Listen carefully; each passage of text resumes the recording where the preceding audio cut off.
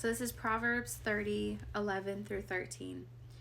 There is a generation that curses its father and does not bless its mother. There is a generation that is pure in its own eyes, yet is not washed from its filthiness. There is a generation, oh how lofty are their eyes, and their eyelids are lifted up. The devotional says this: when a generation forsakes God's law and throws itself into sin, for example, when there's no fear of God before the eyes of the ungodly, there is no reason to honor the father or the mother. Children, obey your parents in the Lord, for this is right.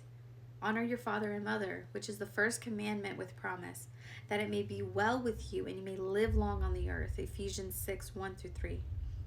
We live in an age when all is not well, and the days of the ungodly are not long upon the earth. Drugs, alcohol, and suicide tragically take the lives of hundreds of thousands of young people. This generation is pure in its own eyes because it has been left without the law to bring the knowledge of sin. And souls cannot be cleansed until they come to the cross. Will we take the cross to the lost souls? When I was dead in my sin, I remember reading the book of Galatians for the first time. And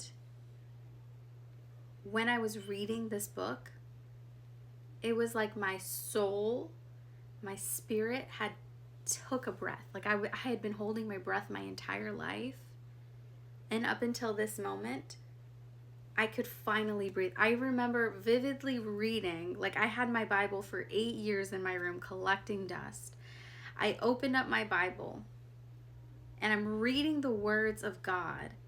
And I remember it being so surreal that I remember feeling the air filling up in my lungs. I remember inhaling and exhaling and being in awe and amazement.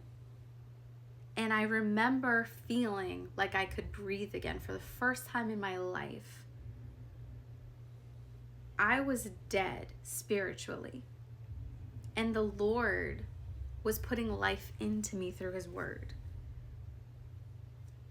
I had no clue that witchcraft was a sin. I had no clue that lust, fornication, I didn't know these things were worthy of hell. I didn't know that Jesus He died on the cross to pay for all the sins that I had done.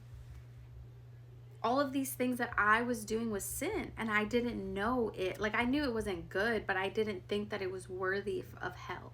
Because I had this idea in my mind that I was pure.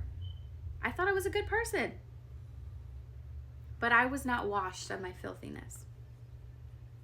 And I think that's why it's so important to continue spreading the word, reading the Bible, taking the cross to lost souls, and just talking about God and acknowledging Him. In all your ways, acknowledge God and trust in the Lord. There's so much fruit. His word never returns void.